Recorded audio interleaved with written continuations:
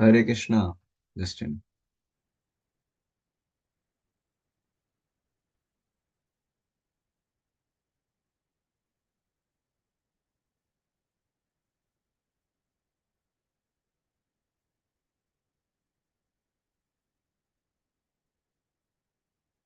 Justin, Hare Krishna. Hi, I'm Krishna. How are you? I'm all right, and I've Mhm. been busy. Okay. How are you? I'm also good. Some bit of some cold, little bit. Okay. Otherwise, fine. Uh, Hope You you can feel have better. your video also on. Yeah, Very nice. but Okay. So, so I have here one particular verse. So this verse is actually talking about some qualities. So it's called items of knowledge. We'll see this today because we have half an hour. I think we can complete this. So here's some list is there, some items, and these are actually aspects of knowledge. All these I declare to be knowledge, and beside this, whatever there may be is ignorance. This is what Krishna is saying here. Okay, so we'll read this. We'll first recite the verse. Om Gyan Dem Ram Das Gyan Ram.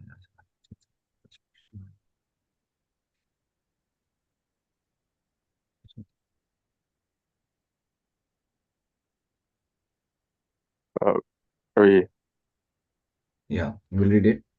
okay? Amanitvam Nitvam adambitvam ahimsa chantirajabam Yo acharyopasanam Apana shaucham Sam स्थैर्यम् Saridam आत्मविनिग्रह इन्द्रियार्थेषु वैराग्यम् अहङ्कार एव च जन्म मृत्यु जरा व्याधि दुःखदोषानुदर्शनम् असक्तिरनभिवशङ्गः पुत्रदारागृहादिषु नित्यं च समचित्तत्वम् इष्टानिष्टोपपत्तिषु मयि चानन्ययोगेन भक्तिरव्यभिचारिणी विविक्तदेशसेवित्वम् अरतिर्ज्ञानसंसदि अध्यात्मज्ञाननित्यत्वम् तत्त्वज्ञानार्थदर्शनम् एतज्ज्ञानमिति प्रोक्तम् अज्ञानं यद् अतोऽन्यथा. Yeah. Can you read the translation? Humility, pridelessness, nonviolence, tolerance, simplicity approaching a bona fide spiritual master, cleanliness, steadiness, self control, renunciation of the objects of sense gratification, absence of false ego, the perception of the evil of birth, death, old age, and disease, um, detachment, freedom from entanglement with uh, children, wife, home, and the rest. Even mindedness amid pleasant and unpleasant events, constant and unalloyed devotion to me, aspiring to live in a solitary place, detachment from the general mass of people, accepting the importance of self realization and philosophical search for the absolute truth. All these I declare to be knowledge, and besides this, wherever there may be, is ignorance. Yeah. Now I have a question for you. Among all these items, which is your favorite? What I think is the best, or what I think is what I think I would like to have the most. Yeah, something like that. What Uh, what you what you I connect to mean, more among this? I think um, humility might be the well. I think it's probably the Hmm. best. Mhm. I think Okay. Any other? many many virtues stem from humility. That's my Correct. personal opinion. I don't know. Um, Hmm. True. I guess like even-mindedness Mm. amid pleasant and unpleasant events. Mm. Mm. Correct. Yes. Uh, Any other?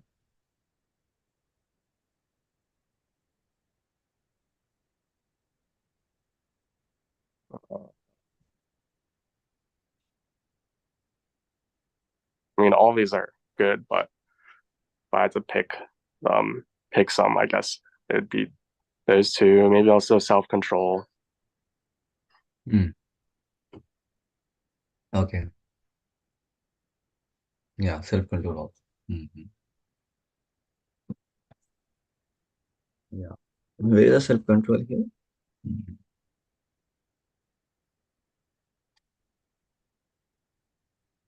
Yeah, okay. After studying, I see self-control. Yes.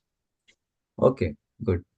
So now, in the purport, we are going to see the more, I mean, we'll get the understanding of these qualities. Sometimes we may have our own ideas about these different items of knowledge, but the purport clarifies what exactly those particular item of knowledge actually means.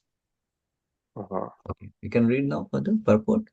Process of knowledge is sometimes misunderstood by less intelligent men as being the interaction of the field uh, of activity, but actually this is the real process of knowledge. If one accepts this process, then the uh, possibility of approaching the absolute truth exists. This is not the interaction of the 24 elements as described before. This is actually the means to get out of the entanglement of those elements. The embodied soul is entrapped by the body, which is a casing made of the 24 elements, and the process of knowledge as described here is the means to get out of it. Of all the descriptions of the process of knowledge, the most important point is described in the first line of the 11th verse. Mai kananya yogena bhaktir av Charini, the process of knowledge terminates in an unalloyed devotional service to the Lord if one does not approach or is not able to approach the transcendental service of the Lord. And the other 19 items are of no particular value. But if one takes to devotional service in full Krishna consciousness, the other 19 items automatically develop within him. As stated So there are in 20 items mentioned. So among them, the last one, Bhakti Abhicharini, in which you can see this one. Mai Chananya Yogena, Bhakti Abhicharini. This is the most important. Uh, so that means uh, unalloyed devotion unto me, constant and unalloyed devotion unto me. This is the main quality. If you have this one, then all other qualities can come up eventually. That's what he's telling. Yes. okay, uh, Ravon, uh, as stated in Srimad Bhagavatam, Yasyati, but if one takes full devotional service and full Krishna consciousness, the other 19 items automatically develop within him, as stated in Srimad Bhagavatam 5:18-12, Yasyati Bhaktir Bhagavati uh, Akinchana Sarvar Gunanis Tatra Samashta Surah, all the good qualities of knowledge develop in one who has attained the stage of devotional service. The principle of accepting a spiritual master, as mentioned in the 8th verse, is essential. Even for one who takes to the devotional service, it is most important. Transcendental life begins when one accepts a bona fide spiritual master. The Supreme Personality of Godhead, Sri Krishna, clearly states here that this process of knowledge is the actual path. Anything speculated beyond this is nonsense. As for the knowledge outline here, the items may be analyzed as follows. Humility means that one should not be anxious to have the satisfaction of being honored by others. The material Just a minute. conception. Wait a minute. Wait a minute. Now, this definition, if you see what he talks about humility, one should not be anxious to have the satisfaction of being honored by others. It's quite deep if you analyze.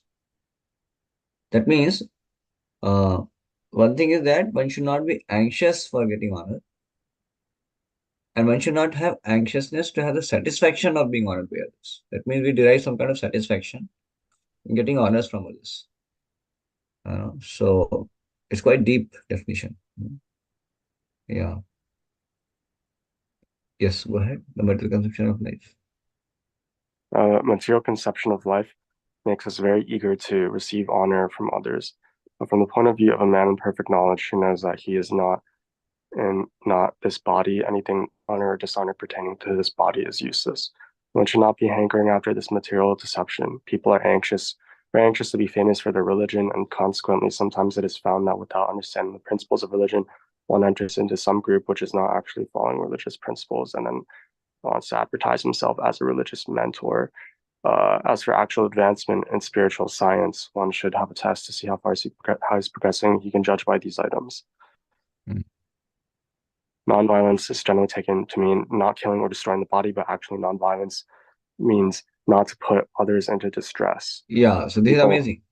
So non-violence is not just killing someone, destroying someone's body, but actually even when we put others into distress, that is also considered violence. So when we so it becomes more subtle. It's more subtle. So the subtle principle is that we don't want to put anyone into unnecessary distress. That is that's being non-violent. Yeah. people in general are trapped by ignorance in the material concept of life, and they perpetually suffer material pains. So unless one elevates people to spiritual knowledge, one is practicing violence. One Yes, should try. this is amazing. This is another very important, interesting thing. Now, people in this world are going to suffer because of their ignorance. The suffering, the root cause of all suffering is ignorance. Ignorance of the self, ignorance of the Supreme Lord, ignorance of the material nature, how it captures the living entity and makes him bound into, makes him bound by the three modes of material nature: passion, goodness, and ignorance. We have heard about it, previous discussions. So, this knowledge can actually help one to come to the real platform of spiritual life, and then one can get rid of the sufferings. So the suffering is not uh, on the want of food, clothing, or some kind of material education, some kind of money. No, because if that is the case, then people those who have food and clothing and money, they should be out of all suffering. But it doesn't work like that. You find even the rich people having all the things also suffer. The suffering is not because of lack of assets or something. The suffering is mainly because of ignorance. The degree one is ignorant of the self, to that degree, he actually will suffering. So the root cause of a suffering is the ignorance. So ignorance has to be uprooted. And time destroys so many things. Time destroys everything. So Lord in the form of Kala, in the form of time, destroys everything, but not the ignorance. Ignorance can be destroyed only by our sincere efforts to receive knowledge from bona fide spiritual master, from the bona fide scriptures, and that's how one can come out of the ignorance. It is not just going to go away on its own. Yes. So unless one elevates people to spiritual knowledge, one is practicing violence. One should try his best to distribute real knowledge to the people so that they may become enlightened and leave this material entanglement. This is non-violent. That is So non-violent. non-violence means what? You give this message to others. That is also non-violence. So that means if somebody who have the knowledge about the self, about the Lord, if he doesn't give it to others, that means he is being violent to others. You understand? This is such a subtle principle. That is, you want to help others to come to the platform of knowledge and thus don't suffer. Just like if you see your younger brother or sister has some disease, let's say fever or something, and you have the medicine. So if you don't give the medicine, there's some violence. Or say your younger brother or sister is actually, having exam, and you know how the subject, and you can actually teach and they can score good. But you just somehow you don't give that. You neglect that. It's actually violence to your brother and sister because they could have got easily that knowledge from you and that necessary teachings and lessons from you, and they could have nicely done the exam. So it's being violent on your side if you don't give them the uh, that help. Yeah. Yes. Tolerance. Tolerance means that one should be practiced to bear insult and dishonor from others. If one is engaged in the advancement of spiritual knowledge, there will be so many insults and much dishonor from others. This is expected because material nature is so constituted. Even a boy like Prahlada, who only 5 years old was engaged in the cultivation of spiritual knowledge, was endangered when his father became antagonistic to his devotion. Father tried to kill him in so many ways, but Prahlada tolerated him. So there may be many impediments to making advancement in spiritual knowledge, but we should be tolerant and continue our progress with determination. Yes. So, so it's amazing, that uh, actually tolerance is not some kind of suppression or somehow you hold on to yourself. No, the tolerance means we practice to bear the insult and dishonor from others, or uh, we bear the unfavorable situations. And how we do that? By having our positive engagements in the service of the Lord. You know? So when there is a positive engagement, positive devotion, so for that sake, we may tolerate. So tolerance is actually not some dry effort. It's actually uh, for the sake of furthering our devotion or pleasing the Supreme Lord. We may not want to waste our time, in getting into unnecessary battle with so many people. So that is the meaning of tolerance. Now, another side of this is tolerance does not mean that anybody can come and exploit us. That doesn't mean tolerance. It actually essentially means is our being fixed in devotional service. That is the meaning. So if there may be sometimes requirement like Arjuna also had to fight the battle, right? So he did not have to tolerate because Krishna wanted him to fight. So tolerance essentially means being fixed in our duties of service to Krishna, service to the Lord, service to God. So sometimes the part of duty could be to retaliate. So it can be either. It can be not do anything. It can be just defend yourself, or it can be even to attack. Hmm. All three can be possible, provided you get to know what is your duty. Like for Arjuna to attack was his duty, so that was being tolerant, because he's fixed in his duty of and to know what is my duty, that requires guidance from a bona fide spiritual master, guidance from the scriptures. It depends upon the situation to situation like that. But the point is that for personal insult and dishonor, one should not get into the battle with others. But for the sake of the Supreme Lord, for the sake of service to the Supreme Lord, one shouldn't get into the unnecessary battles, small battles, and waste our time.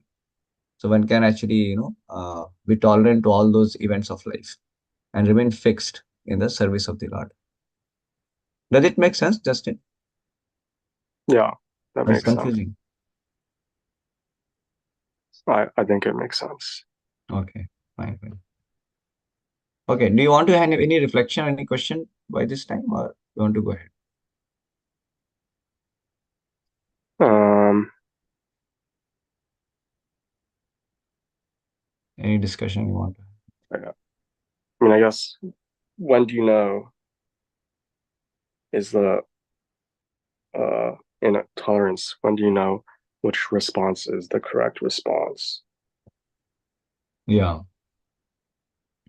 So that requires matured understanding of the scriptures, and also the guidance of a bona fide guide, the spiritual master. That's why you see the first line was told this.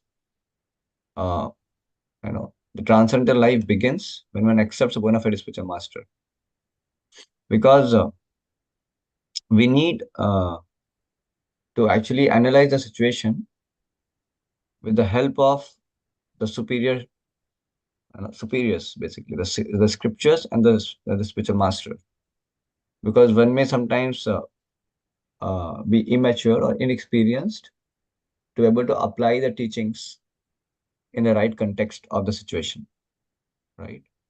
So that's why it requires, because we are not experienced. That's the point. Once you are very experienced, that means you are very capable, being by dint of your surrender to the Supreme Lord and by dint of your mature understanding of the scriptures.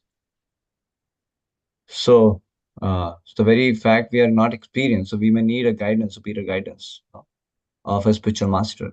Even somebody who has become very advanced, even he will also have his spiritual master to have always a confirmation.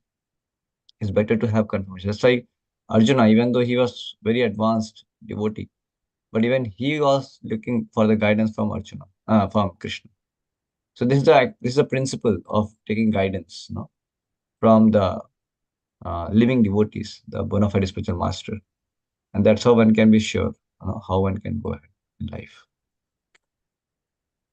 Does it make sense, Justin? Yeah, it makes sense.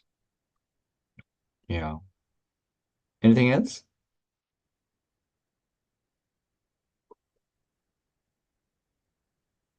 No, not that I can think of right now. Okay. Simplicity. Simplicity means that without diplomacy, one should be so straightforward that he can disclose the real truth to even an enemy, uh, as for acceptance of the spiritual master, that is essential because without the instruction of a bona fide spiritual master, one cannot progress in spiritual science.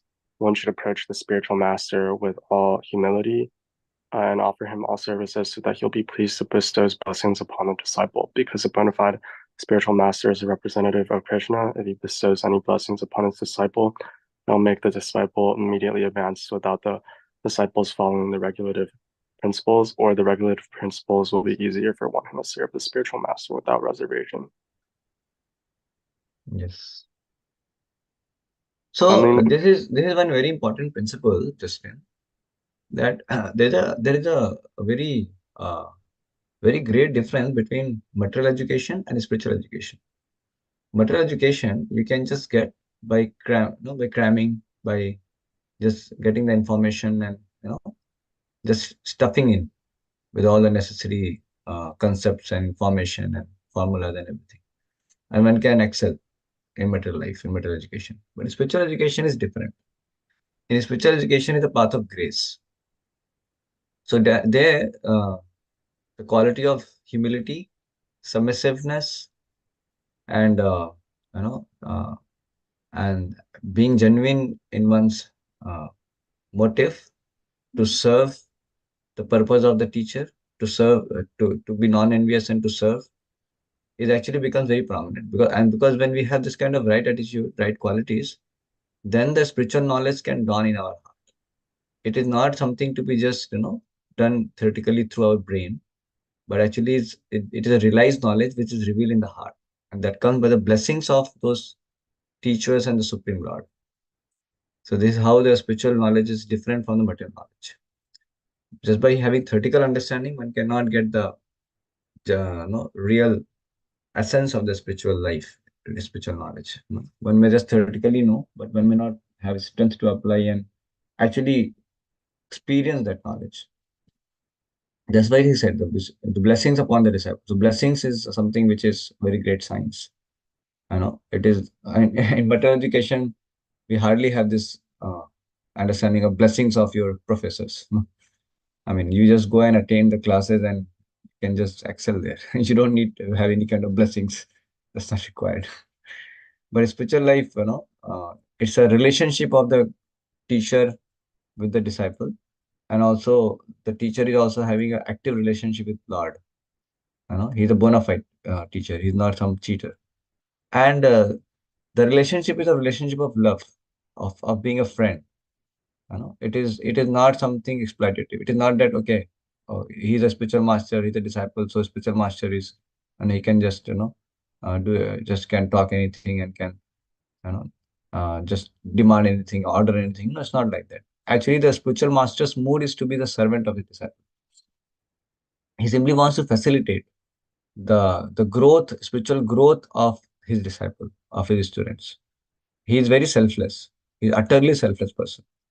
There is no sense of exploitative attitude. There is no sense of trying to get some honor from the student or get some kind of prominence. That mood is not at all there.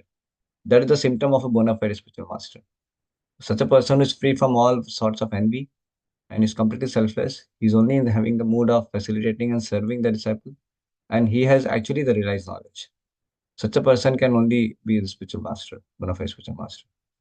And then he can serve because he doesn't have any kind of agenda, any exploitative mood, anything to gain from the disciple. He simply wants to offer his service of facilitating his spiritual life.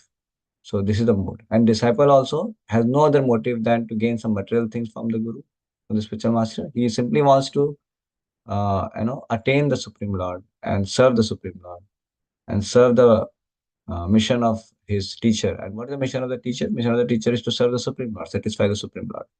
So it is a very selfless program, and that's how everything becomes so wonderful.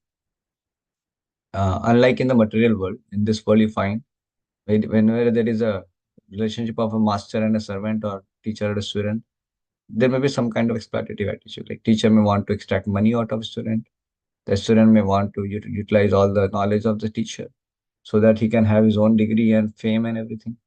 So there is a very selfish. The whole root of the entire program is actually very selfish. So yeah, does it make sense, Justin? Whatever I just spoke, you're muted. Yeah, it makes sense. Yes. Okay, you can go ahead. Cleanliness is essential for making advancement in spiritual life. There are two kinds of cleanliness, external and internal. And external cleanliness means taking a bath, but for internal cleanliness, one has to think of Krishna always and chant Hare Krishna, Krishna Krishna, Hare Hare, Hare Rama, Rama Rama, Hare Hare. This process cleans the accumulated dust of past karma from the mind. So could you do sometime this chanting as we did, as I taught you uh, in our last meeting? Oh, can I? Oh, I'm asking, could you sometimes practice this chanting? Uh, Okay, yeah. you could have. I mean, did you get the time to do it sometimes? Uh, I did not. okay, no problem. I I was very caught up in everything. Yeah, yeah, yeah. You told me. That's all right. I mean, when you get more free, then maybe you can practice this. That will help you. Yes, maybe we'll read one because it's already 4:59. I don't know. You may not have time, I believe. So, what you say? Should we take one more? It may become to 3 minutes more, or we should stop here. I think how much more is left? I No, it think, has it has much more. But if you want, we can read one more paragraph. all right, sure. Okay. Uh, Steadiness means that one should be very determined to make progress in spiritual life. Without such determination, one cannot make tangible progress. And self control means that one should not accept anything which is detrimental to the path of spiritual progress. One should become accustomed to this and reject anything which is against the path of spiritual progress. This is real renunciation. The senses are so strong that they are always anxious to have sense gratification. One should not cater to these demands, which are not necessary. The senses should only be gratified to keep the body fit so that one can discharge his duty in advancing in spiritual life. The most important and uncontrollable sense is the tongue. If one can control the tongue, then there's every possibility of controlling the other senses. The function of the tongue is to taste and to vibrate. Therefore, by systematic regulation, the tongue should always be engaged in tasting the remnants of foodstuffs offered to Krishna and chanting Hare Krishna. As as far as the eyes are concerned, they should not be allowed to see anything but the beautiful form of Krishna. That will control the eyes. Similarly, the ears should be engaged in hearing about Krishna, and the nose in smelling the flowers offered to Krishna. This is the process of devotional service, and it is understood here that Bhagavad Gita is simply expounding the science of devotional service. Devotional service is the main and sole objective. Unintelligent commentators in Bhagavad Gita try to divert the mind of the reader to other subjects, but there is no other subject in Bhagavad Gita than devotional service. Yeah. So Bhagavad Gita actually you know mm, puts forward the very authentic logic and reasoning references. First, to establish the existence of the Supreme Personality of Godhead, and also it informs us about our position in relationship with Supreme Lord as being His eternal part and parcel servants, and also the way we can actually revive our original God consciousness, Krishna consciousness by engaging in devotional service. So Bhagavad Gita is actually a science of devotional service, which is a perfect science to help everyone to attain the ultimate success of one's life. To get reinstated in his natural position of loving and serving God. And that's how become the best of the human being and attain the perfection of his life, like that. Not just best of the human being, best of his existence, actually. Because our existence is right now in a conditioned state. We are into lower mode of passion, ignorance is catching us. As you engage in devotional service, we get freed from the modes, and we actually come to the transcendental platform, and we can have active relationship with the Supreme Lord on the divine platform in pure love. So, uh, what do you say? Should we stop or we can read more? What do you say? Um, I mean, I think if it's only a few paragraphs, I think it's fine. I think I Okay, can. I think fine I. then. Okay, so Uh, you can go ahead then. False ego. False ego means accepting this body as oneself when one understands that he is not his body and his spirit soul. In his spirit soul, he comes to his real ego. Ego is there. False ego is condemned, but not real ego. In the Yeah, so Vedic, this is a very important point. We are not saying that we have to become egoless. We should not have false ego. Ego, ego is no, is a very abstract. False ego is something which is not good. False ego means thinking ourselves to be body, thinking ourselves to be product of this material nature. But we are not the product of this material nature. We are not the body. But we are the servants of Krishna. We are servants of God. That is real ego. So our identity as being servant of God, part and parcel of Krishna, that is something real. So that is called real ego. So that is not correct. That is right. Yes. in the Vedic literature, Rad Aranyaka Upanishad 1.4.10, it is said, Aham Brahmamsi, I'm Brahman, I'm spirit, this I am. Sense of self also exists in the liberated stage of self realization. This sense of I am is ego, but when the sense of I am is applied to this false body, it is false ego. When the sense of self is applied to reality, that is real ego. There are some philosophers who say we should give up our ego, but we cannot give up our ego because ego means identity. We ought, of course, to give up the false identification with the body. Yeah. Because we cannot be identity less. We have our real identity. So only in the want of identity we get into the wrong identities because we don't know our real identity. But something we have to identify with. So when we have no knowledge about our real identity, then we start identifying with our body, with our nation, and then corresponding to body, then so many other identities we take in. That's why it is so important for everyone to actually get the real understanding of his identity. That's what Bhagavad Gita is talking about. So it is very important to have this real knowledge. Then only we can come out of the ego. See, now think about it, Justin. In the corporate world, in the outside world, so many people talk about no, we should not have ego. But their understanding of ego means it's very, very vague, very abstract. What they understand about ego, okay, you shouldn't be speaking in a loud voice. You should just accept your mistake. It's a very vague understanding. It's all right, but it's not very complete. But the real ego means what? One has the real identity. Okay, I am the servant of the Lord. And then he's fixed in his duty to the Supreme Lord. He will not act in a way which is displeasing to the Lord. So that's how.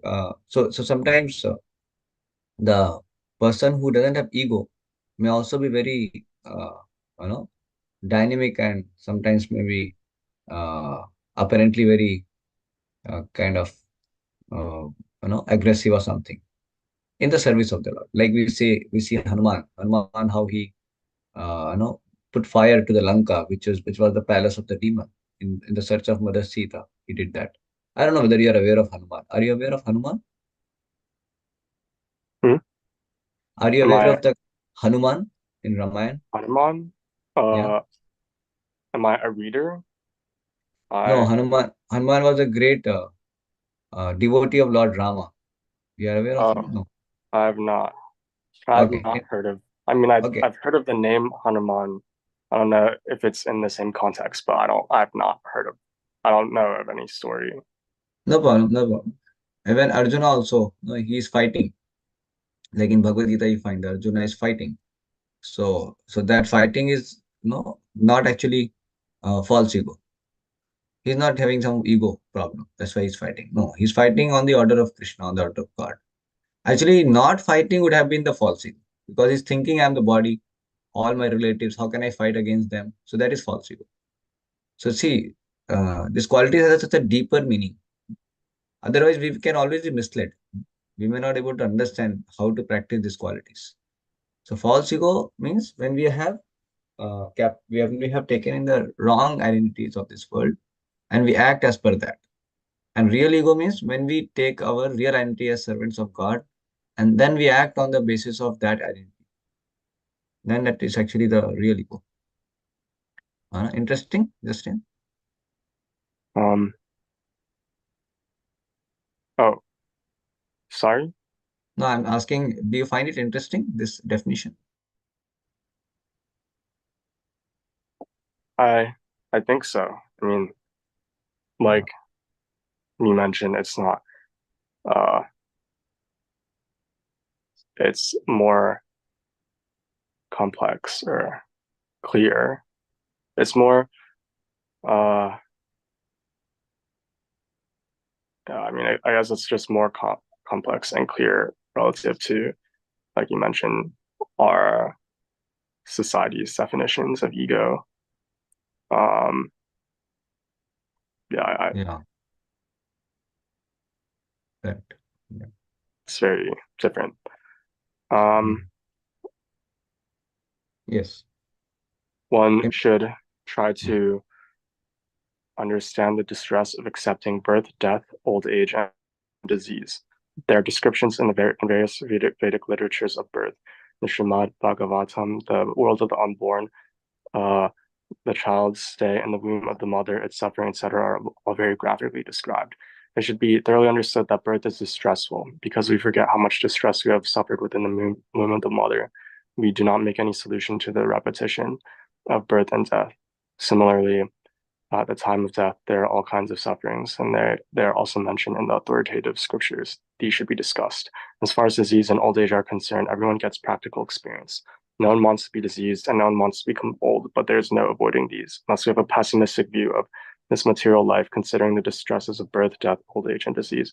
There is no impetus for making advancement in spiritual life. Yeah, somebody may say, hey, why should you be so pessimistic about all this? No, we are not pessimistic. We are actually realistic. Because that's true. The old age, disease, and death, they are the real truths of life. So the person who is awakened, who is in knowledge, will actually discuss this. He will be very bold to discuss all this. And he will try to see what is the solution. And he will be working on the solution. Like you as a sincere student in your college, you're not denying that there are no tests, there are no exam, forget it all, we'll see later. No, you're very much aware. The exams are going to be there, test is going to be there, and they'll be evaluated and so many things. So now you are working on the solution by making yourself ready for the exam, by preparing well. Same way, the one who is in knowledge, he can perceive the miseries due to birth, old age, disease, and death, and he can actually perceive the miserable life while being in this material existence. We can see how we are always infected with miseries. You know, like even why we are blinking our eyes because it is miserable. If you don't blink, then so just to avoid misery, we blink. It's as simple as that. Like we get sneezing just to get us some misery. We change the posture because we just want to get relief from the misery of the previous posture. Some misery is coming. So actually, we see we are so much put in awkward, miserable situations of life. We have become so habituated. We don't even perceive it. No, at least the major events of life like birth, old age, disease, and death, we should able to perceive as miserable situations. Right? It's a real problems. So it's called the those who can perceive that birth, old age, disease, and death are the real problem. They are actually in knowledge. Otherwise, we are living a very dull life of an animal.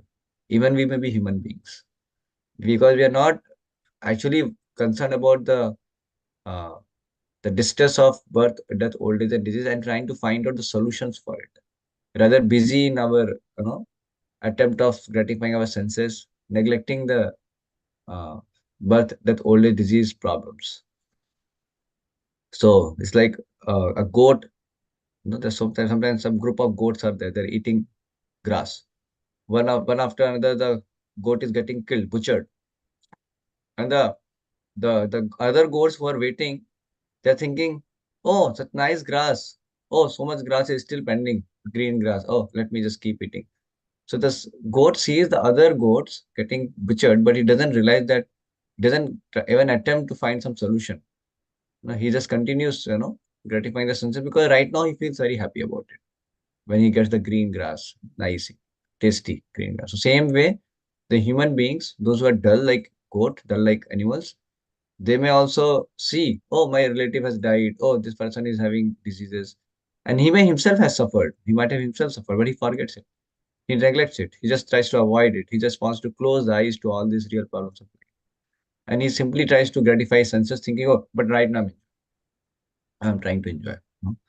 So this is how the unfortunate situation of those who are not awakened sufficiently, those who are living in ignorance. So that's why the item of knowledge is to perceive, to be able to perceive the distress of what old it is. So somebody is able to perceive, that means he's in knowledge. Yes.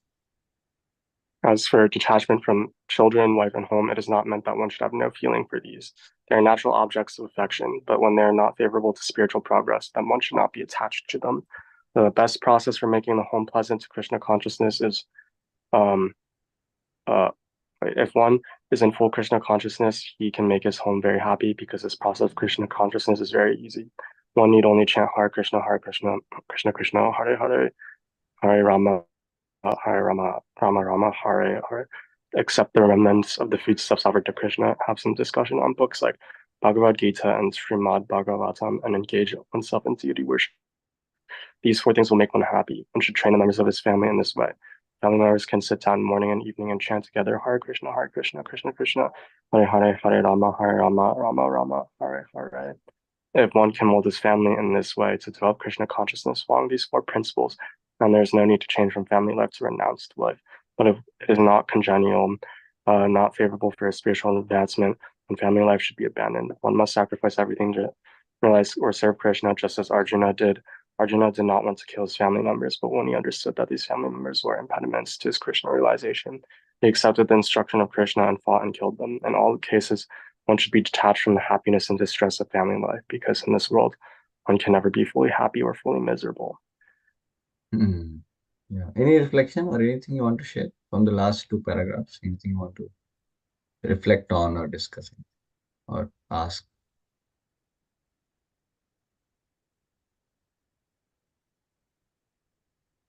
Um,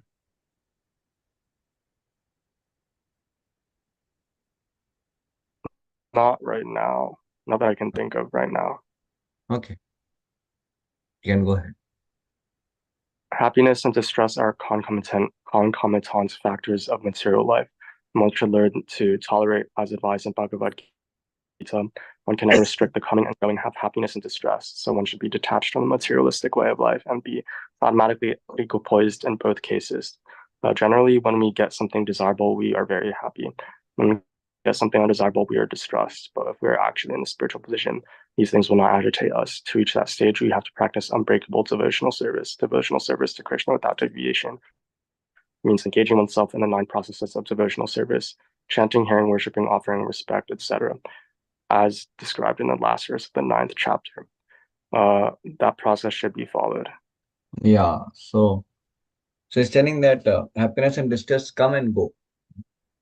So you don't invite distress, but it comes. So that's why one should not too much worry about try to get happiness also, because it will come. When its own happens, the distress will come. So one should be detached of any kind of material happiness and material distress. That means our endeavor should not be to get material happiness.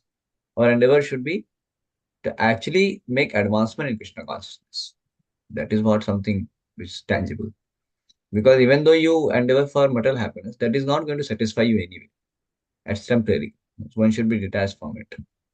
And in spite of your endeavor to get happiness, you will still get distress because this is the nature of this world. It's always like a coin.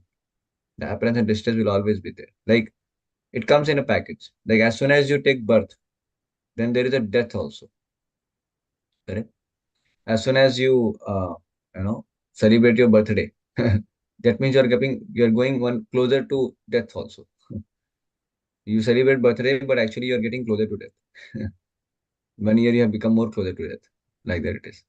Same way, somebody may get married and say that now I'll be very happy because wife and children. But now he has to take the trouble of maintaining the wife and children. So much of fees to be paid. He has to work hard. He has to sometimes bear the insult of the boss. But he cannot just you know uh, be independent. He has to work hard and all that. So lot of efforts he has to take. Lot of trouble he has to take. You know, just and because so he's getting some kind of comfort with the wife and children, but he also has to take that kind of pain also.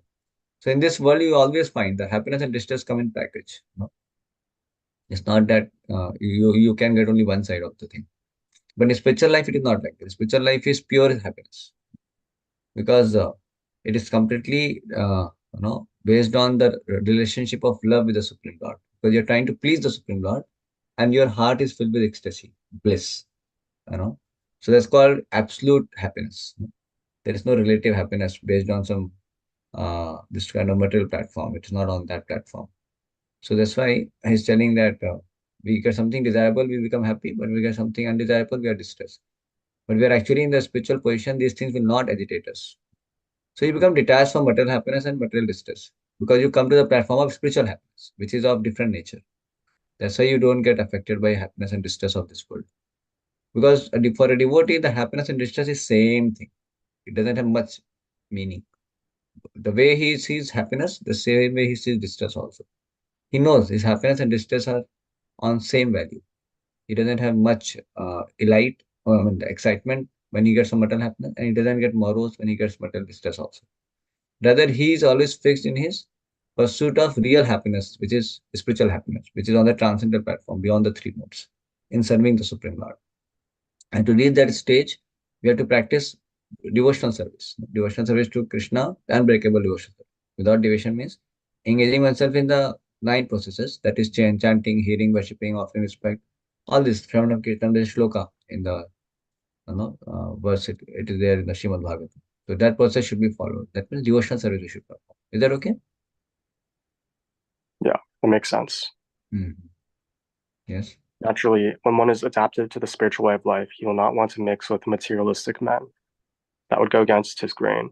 One may test himself by seeing how far he is inclined to live in a solitary place without unwanted association. Naturally, a devotee has no taste for unnecessary sporting or cinema going or enjoying some social function because he understands that these are simply a waste of time.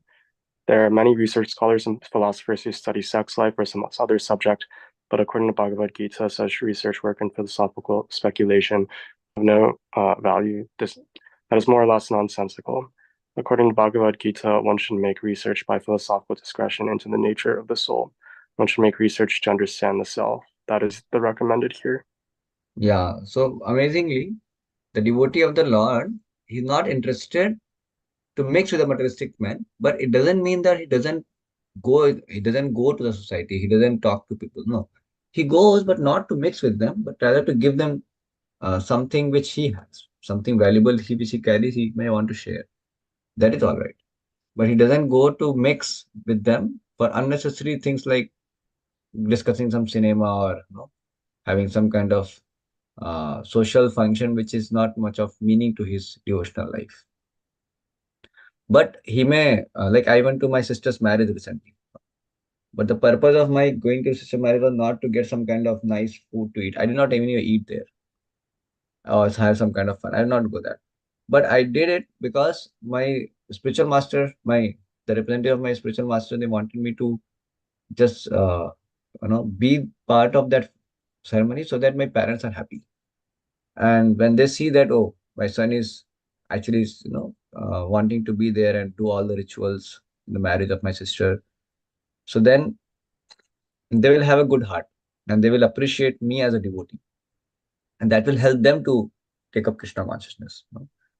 So we don't unnecessarily break our relationship, but we don't want to compromise in our Krishna consciousness by mixing in unrestricted manner, uh, which may be polluting us, no? Which may be diverting us from our goal. That we have to take care.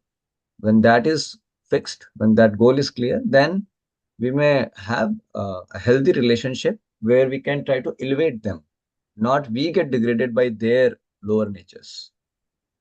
So this is the point. And then he's telling that many research scholars and philosophers who study sex life and some other. So all these things have no value, because they have simply speculation. They have their own ideas. But if we actually want to have right understanding, we should read from the scriptures to know what is the value of any of these activities.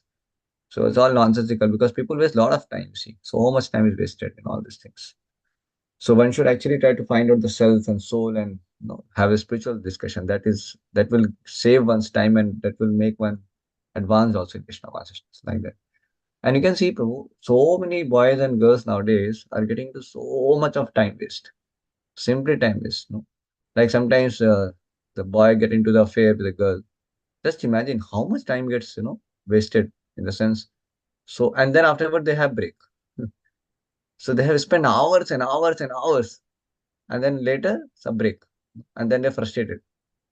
So much energy, so much time you spend, but where that time has, what that time and energy spent has, what kind of result it has given you? You have only got frustration, you know, and that much time is that could have been invested in academic, career or academics or spiritual advancement. That could have been such valuable thing. But people don't understand. So when we don't have real, proper, clear-cut goal, then we are very vulnerable to waste our time. That's why Bhagavad Gita first gives us the real goal of life. What the real goal of life? To awaken our Krishna consciousness. Then every activity we do, we can actually have clear-cut prioritization, because what is favorable for that goal and what is not favorable. And on all our activities also we can do meaningfully because we have a positive purpose.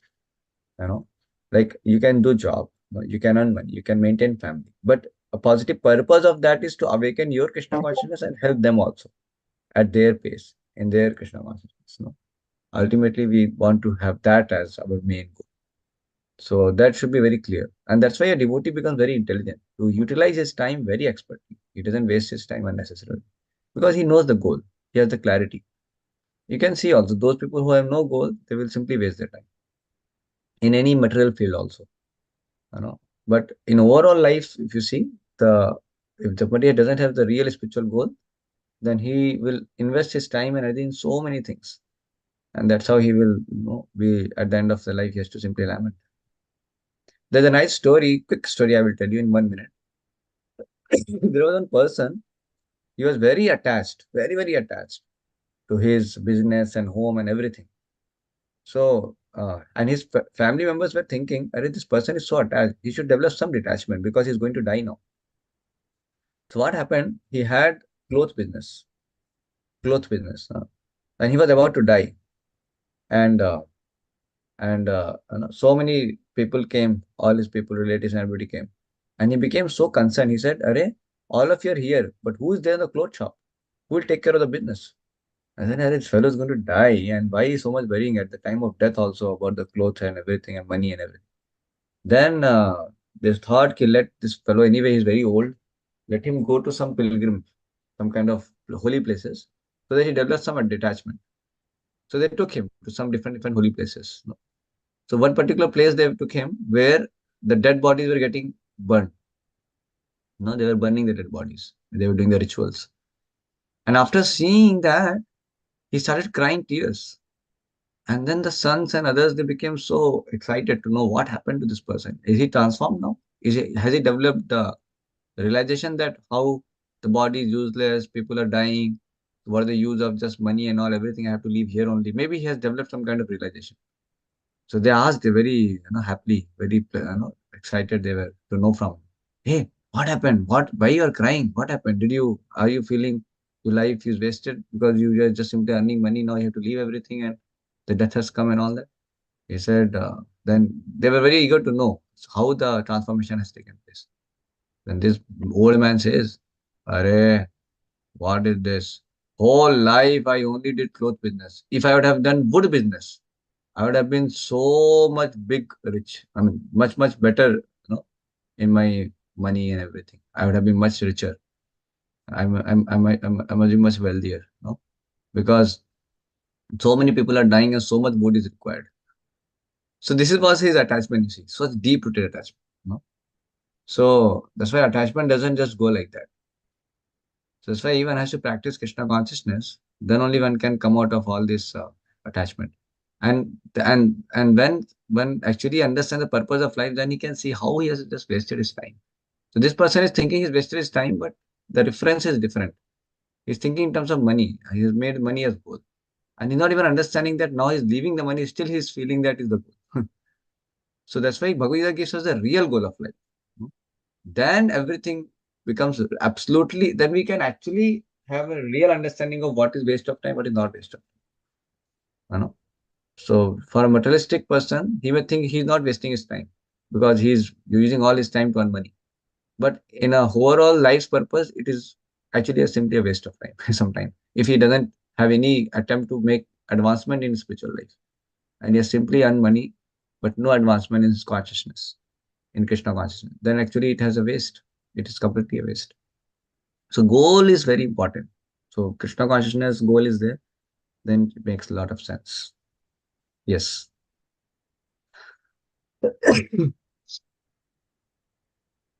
Bless you. As far as self-realization is concerned, it is clearly stated here that bhakti yoga is especially practical. As soon as there is a question of devotion, one must consider the relationship between the super soul and the individual soul. The individual soul and the super soul cannot be one, at least not in the bhakti conception, the devotional conception of life. The service of the individual soul to the supreme soul is eternal, nityam, as it is clearly stated. So bhakti or devotional service is eternal. One should be established in that philosophical conviction. Yeah. So there is soul and Lord and bhakti. The soul, the jiva, the living entity can never become God. They're always individually existing, and in liberated stage, they have the relationship of love. That's how they find true happiness. Yes. Um, the Srimad Bhagavatam 1.2.11, this is explained.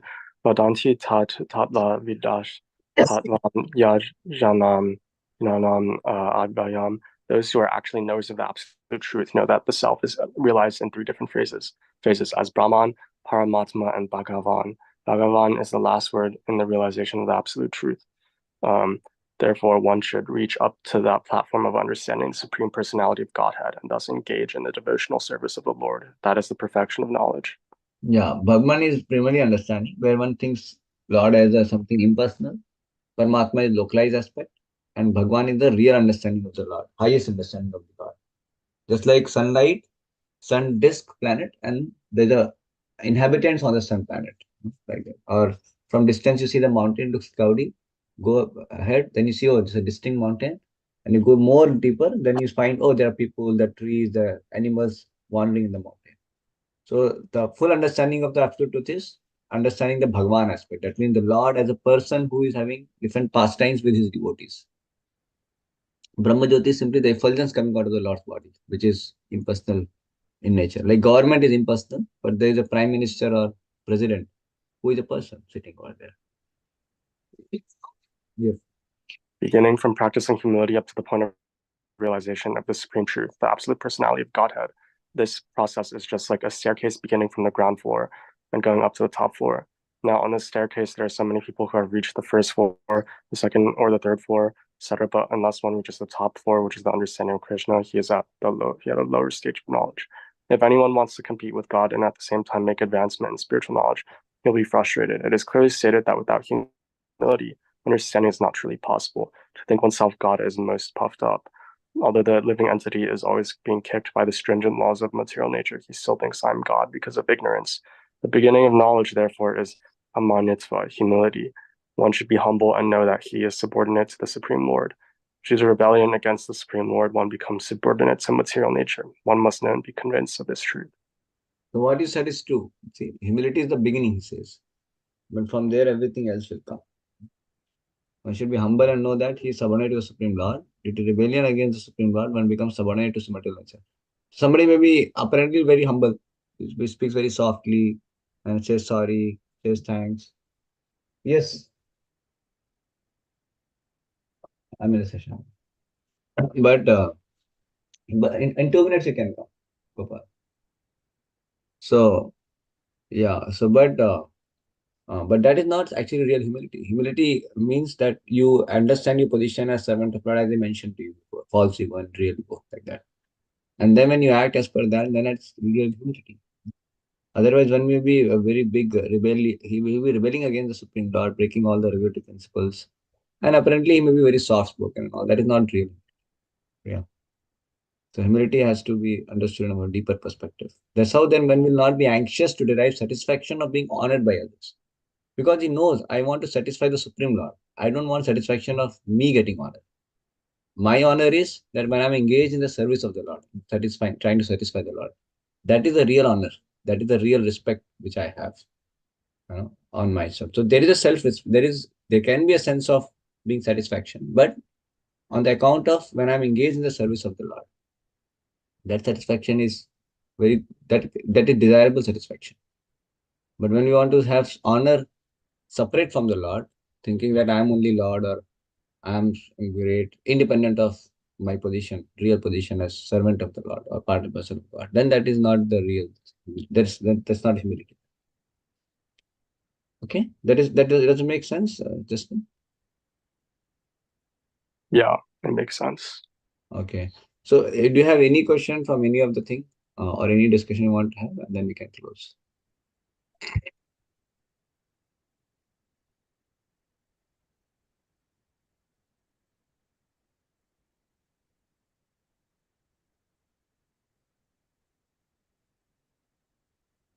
Anything? Um,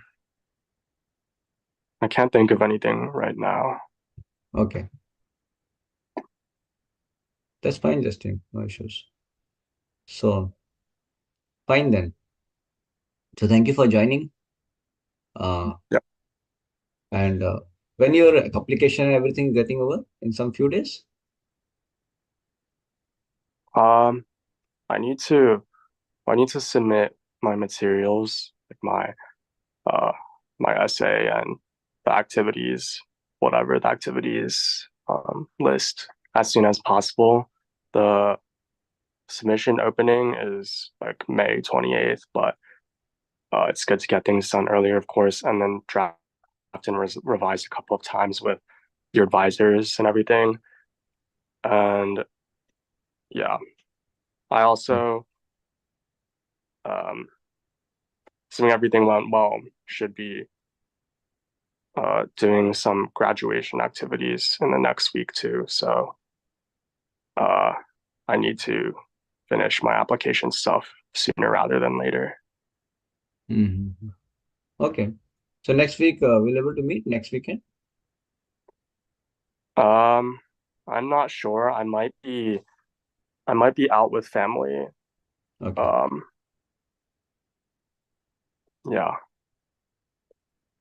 Okay. We can chat and we can decide. No problem. Okay. Yeah. Thank you, and I hope appreciate hope you your get yeah. well. I appreciate your reply. So I have no worry then. We can always chat and figure it out. If you have time, then we can. Otherwise, we can have next time. No issues. It's fine. Thank you. Okay, Justin. So, do you relish this? What we discussed, you like it and you relish it? You find it something is adding to your values? I think it's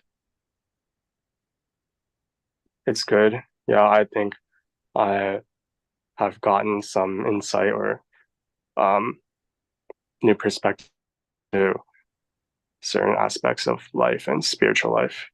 Um, Very nice. Thank you, Justin. And whenever yeah, it's possible, maybe you can just do this chanting of Hare Krishna meditation. Hare Krishna, Krishna Krishna, Hare Hare. Hare Ram, Ram Ram, Hare Hare. Even if it takes 2 3 minutes, it's no issues. You can make even like two, yeah, 3 minutes, you just sit and you can chant for maybe 11, 12 to 20 mantras. Even little also is fine, to begin with. If your schedules are very busy, just take out 2 3 minutes of time Hmm. and you will do it. It will give you some Okay. kind of progress in Krishna consciousness. Like that. You'll find that some effect will be there. Yeah. Okay. Okay. Okay. Listen. Thank you. Thank you so much. Thank you. Hare Krishna. Hare Krishna. Did you watch the videos? I have sent you some videos also, right? You watched them? Oh yeah. No, I've just Okay. been, Okay. yeah. Uh-huh. Some kirtan was there. One or two kirtan I sent you, I think. That I think you watched. I no, I have not. But Okay. Okay. No issues. That's fine. I'll try That's to fine. take a look in this next No, week if no I can problem. No get to problem. my As per application. as per Uh, your convenience and time. No issues. I just checked. I just wanted to ask you. No issues. Okay. Thank you. Hare Krishna.